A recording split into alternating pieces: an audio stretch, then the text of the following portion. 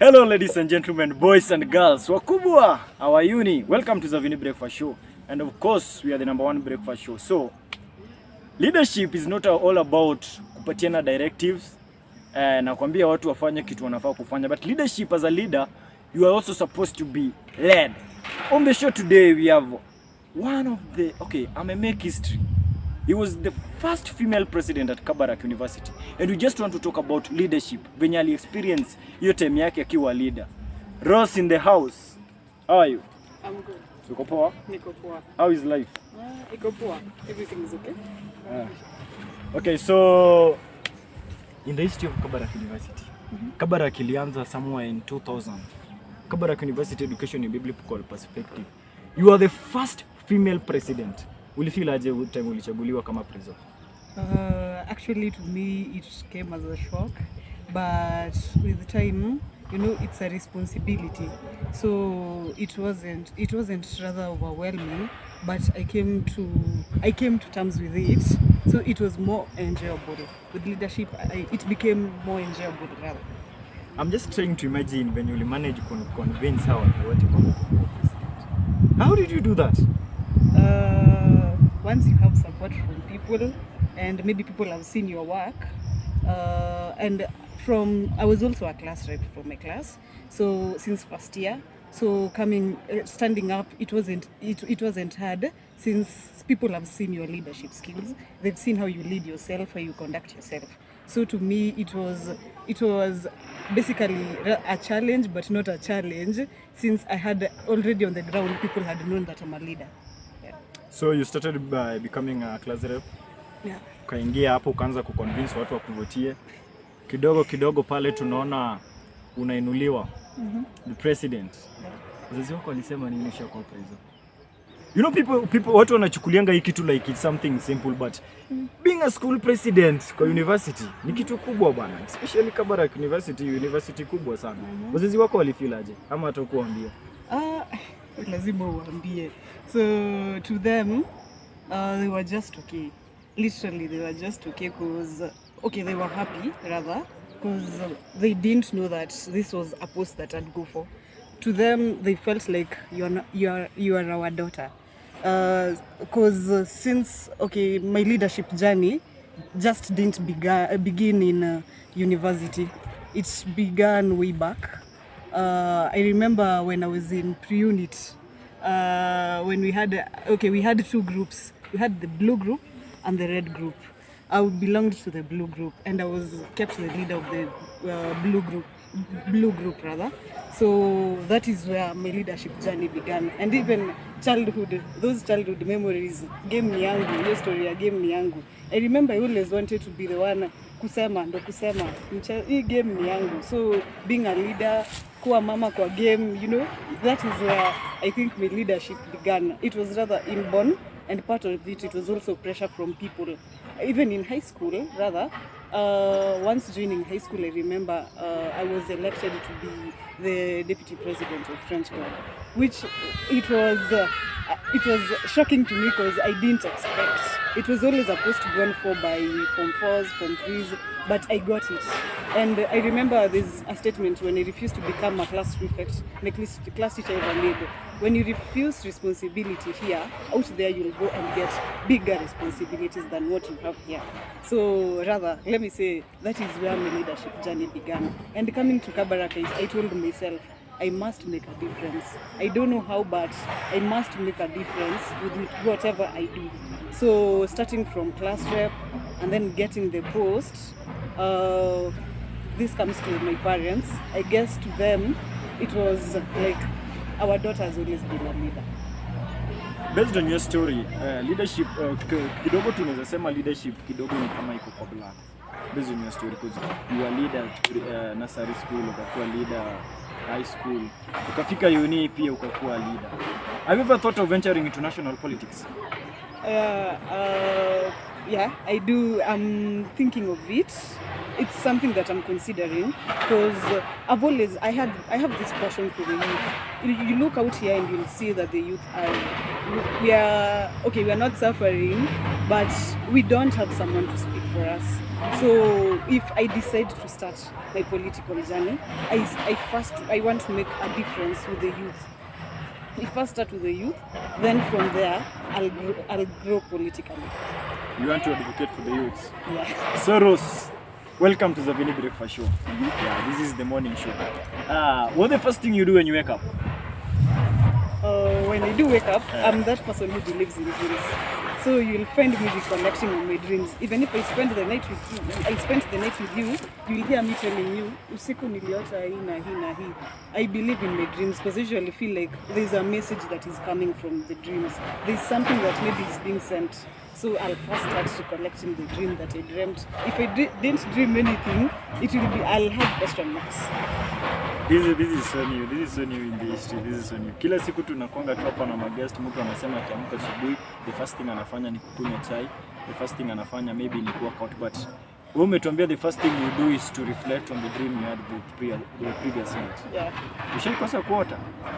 Saa zingine unapasanga kuota. It's normal, but to me when it happens, I'll feel like there's something that is missing. So you'll find that even my day will not start well. And on Google, I'll go and Google why is it bad when you don't have dreams? So to me, it's not normal not to have a dream. You just have to have a dream. Yeah. So tukiendelea, hebu tell us some of the qualities, some of the skills that unaweza sema mtu akipossess, that's a good leader. Some of the leadership skills that mtu anafaa kuwa nayo, because you define that hata ukisaizi ukiapply, one of the questions utaulizwa ni leadership skills zako zikoje. So hebu tuambie some of the qualities zile nzuri, some of the skills zenye mtu anaweza sema that's a good leader. Just highlight them. Okay, 1, team spirit. Number 2, love. Number 3, love gani? Hebu kwa specific. Tuambie ni love gani? Love. By love, is it agape? I don't know. Me know ile ya kusimamisha msichana na. Si hiyo. You know, there's this type of love that you should possess rather. When there is a problem, you know, having a group, you'll always find that you'll fight along the way. There's no time that you'll fail to fight. But when you have love, not the feeling, the emotional type of love, but when you have love towards your team, you'll come and reconsider. You'll try to put yourself in their shoes, and with love, you'll try to feel affectionate. If one is not feeling okay, you'll try to reach out to them. So that I don't know what type of love you're thinking, but sawa, acha tujue tu ni love. Hata hiyo nyingine si leader pia anaweza penda. Kwani leader sampendi? Okay. Next hizo two skills. You should be able to put yourself in someone else's shoes rather. Number 3, you should be able to foresee. You can't just be a leader and you can't see whatever risks that will come along the way. So there are things that you should know. Right now, if I make this decision, what will come? This comes in handy with the decision-making skill. They can't just be a problem and then you decide to hold a strike. You should reach it amicably rather. Okay. So I don't want to be seen like I'm preferring any gender, but I know to be a leader, especially to lead. Acha tu dwell tu na leadership in the university, because hapo ndio naweza sema hiyo ndio title saizi umeshikilia ile kubwa. So how was it to lead kama mwanamke? How was it to wanaume wako na kusumbua? Si wa university obvious. Hadi mimi nikiingia first year nikipata dem ndio prezo lazima niende nijue anaitwa. Okay, basically I'm just trying to find out how it was when your leadership, your time yako. How it was kama as a lady? How was it? Okay, you know you'll find people who oppose you and the people who will support you. But with time you realize that even those who used to oppose me, they start it's like they're coming to terms with the fact that you're the leader.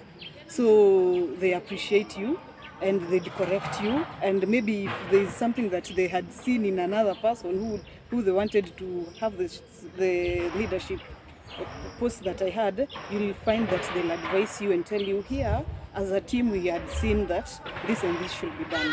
So I felt like people came to terms, and actually with also people around me, it was you find that socializing was easy.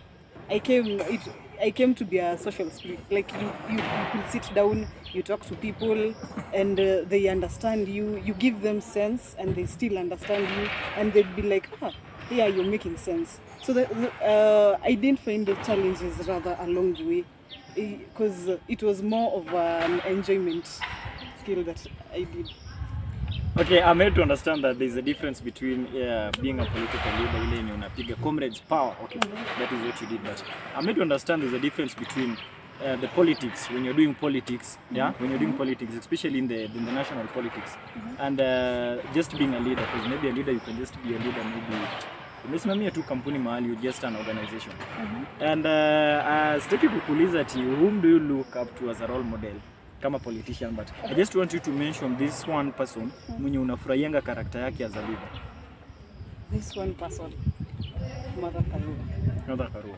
Yeah, that's why nilikuwa nasema kuna difference kati ya hiyo politics. Sasa ningekuuliza kati ya Baba na Ruto tuchagua nani, but hiyo ni story for another day. We don't want you to take stance hapa kwa nini.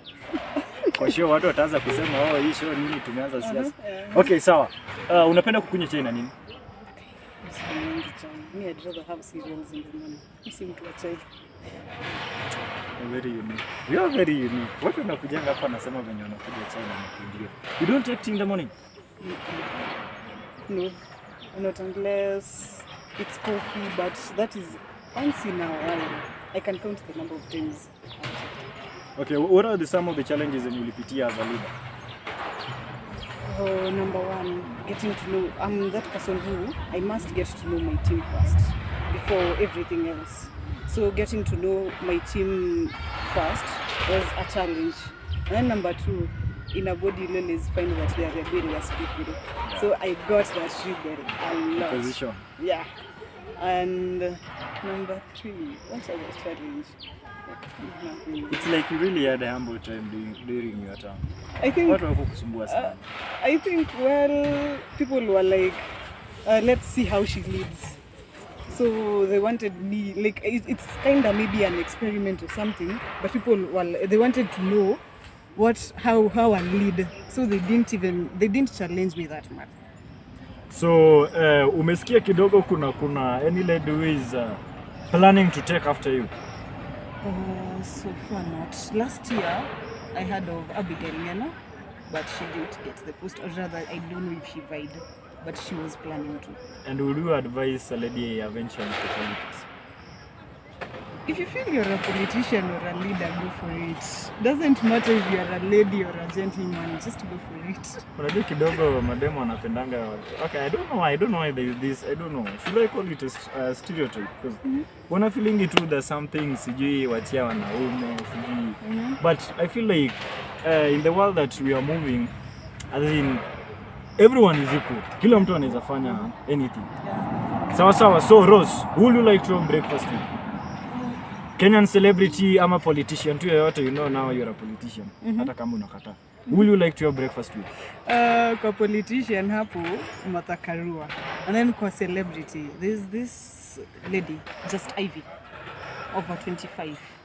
I'd really want to have breakfast with her. If not her, for a politician, I'd go for Martha Karua. Okay, she's the first lady who ever stood for a presidential seat. So, and then she's vibrant. You'll always hear about her about the constitution, she's just there. And then she's more of a leader. Personally, to me, I feel like she's more of a leader rather than a politician, which makes me want to meet with her and ask her, so how did you get to this point? I'm doing this and this. I'm looking up to you. What do you think about this? Which was your best moment when you were president at Kabarak University? Best moment ile yenye tulikubamba sana. My best moment is the board that I had, honestly. Being with those people, they were like a family. Actually, I would feel it's as if I'm like their elder sister. So being with them, sitting, even just going for meetings and sitting with them, or it may happen to by mistake mko tu hapo kwa kuso office and you're just making jokes or you're talking about some serious stuff. Being with them was the best thing. Okay, you've been mentioning about fighting for the youths, and I kind of feel like maybe kuna kitu unapanga, you want to represent the youths or anything. Is there any project that you are currently running yenye inasaidia my youths? My project that I'm currently running na naona itasaidia youths, lakini sidhani youths watasaidika nayo. They'll accept the change. Yeah. There's this group that I started inaitwa ATVV. Anti-tribalism varsity voice. Basically, it's with how you see different universities. Just starting with the university setup, there's always tribalism when it comes to electing a student leader. It's not only me. I've had it with also other universities. Baraton University president also told me the same. There's this tribalism that is going on, and that tribalism is what is hindering right now even our elections. Youths will follow their tribal person, their tribesman, not a person who will make change for them. So with the group, I feel like it will impact the youth more. Yeah. Okay, so kuna hii, I don't know, it's kind of a body, the university leaders across the country. Kuna post up? UPC. I was under University President's Council and I was the treasurer then. Hizo post mnachaguliana aje? Hapo sasa unajua uko na public universities. Yeah. Sasa ni wewe na venye wamuona wewe how vibrant you are. Wouldn't say that I was elected because I was a lady, because we had 4 female presidents. We had Anvuria from UN, we had Jennifer Mbogo from MMU. We had Stella from Nazarena, and then there's also, and then me. I think it's how you bring yourself. I remember it's me, when we started the group, it was a group that we started. So I remember when I joined in late, and they didn't have a constitution, and I told them, you can't have a body without a constitution. So I told them, let's look for someone who will come up with a constitution. So from there, you see people are seeing that you can make change. So I would advise them. Even when it came to decision making, at times you'd find that they would ask you, what do you think about this? So even with the elections, they wouldn't look at you're from a private university. It's what change you'd make. You know, public universities with the comrades' power. So they look at how strong you are to hold this seat. Are you the firstborn? Yeah. Because kuna hii kitu watu wanasemanga, mostly the leaders wanakonga firstborn. Najua sisi hata tujui tu ni born gani. Sasa, are you the firstborn? Mimi, I come from a family of 7. Na mimi ndo second last. And I think sasa ndo ikuje ifike hapa pali hadi unapatanga kuna family meetings ama you guys are meeting ama you're meeting someone else, alafu unasikia sasa kutoa speech, Rose ndo utoe speech. That has been since time immemorial. Nimezoea, like when it comes to maybe giving vote of thanks, ni Rose ndo utoe. So si ati hata utakuwa firstborn, utakuwa a good leader. In your family, is there any politician? Yeah, I have my brother John. He was a student leader at Catholic University, and currently he's vying for MCA back there. Huko kwenu. Wewe umesema kidogo, bado hiyo itulie kidogo. Hiyo yangu acha kwanza itulie, tutafute maybe youth kama tunaweza shikana nao, tusaidiane youth. Lakini for now hata siko sawa financially. So for now acha tutulie kwanza. Okay, your story is so inspiring, especially to the ladies. Now, just a general thought outside the box. Will you consider voting someone, especially come to the presidential seat? Will you consider voting a youth? I'll consider voting in a youth. A youth akisimama, trust me, hata mimi nasimama na yeye. Because I'm asking this, yeah? Because there's this, what we want to believe, like, all this, mwenye amekaa hapo sana, akona experience. Like, take for instance now, hata tuchukue like Raila is now, I don't know, bado hajasema, but tuseme Raila is vying. And Jimmy Wanyigi pia ako huko. and tuna consider Jimmy Wanjigi youth. And the kitu watu wanasema sasa is that Raila has more experience than Jimmy. So will you consider voting a youth because you love fighting for the youth, or you are voting someone because of an experience? Number one, let me first correct this. We have this thing that squeeze here to do youth in money, baby. People don't know who our youth is. There's a meeting that I went to actually, and we had a 50-something years old person anajiita youth kwa hiyo meeting. Mbona, and you know there's someone else who was a youth mwenye alikosa hiyo slot. Kuna mtu mwenye alikuwa youth alikosa hiyo slot. So why introduce a 50-something years old person when kuna mtu mwingine? And then also, so now coming to your question, I was just correcting that by saying, kuna watu wanajiona youth na mtu amepitisha miaka ya mtu amekula miaka. So if it comes to voting for a person, the same way I told you, even when it comes to a lady and a guy, I'd look at who'd make more changes. So even when it comes to the case of Raila and Jimmy Wanjigi, it's who will convince us more, who has shown that, not with the experiences. You might be on a seat for 10 years. You've never seen these people whom akona 10 years experience ya kazi na kuna ule akona 0 years of experience ya kazi, lakini through venye ameishi akiangalia School of YouTube maybe ama venye ame research kuhusu that specific post atakuwa sawa. So hata when it comes to politics, it's not all about how many years you've been there. It's about what change you will bring. You might be, Raila has been a politician for long, and we have Jimmy Wanjigi who's coming up. So let's see what Jimmy Wanjigi will bring on the table. Yeah. So you definitely go for a youth seat. I'll go for a youth seat.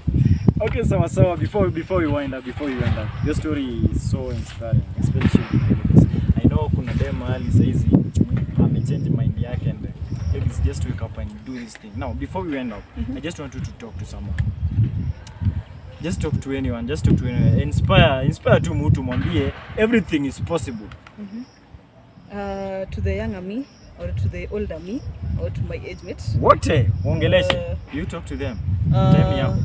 What I'd like to tell you all is that this life, there's nothing that is not possible. As Barack Obama once said, yes, we can.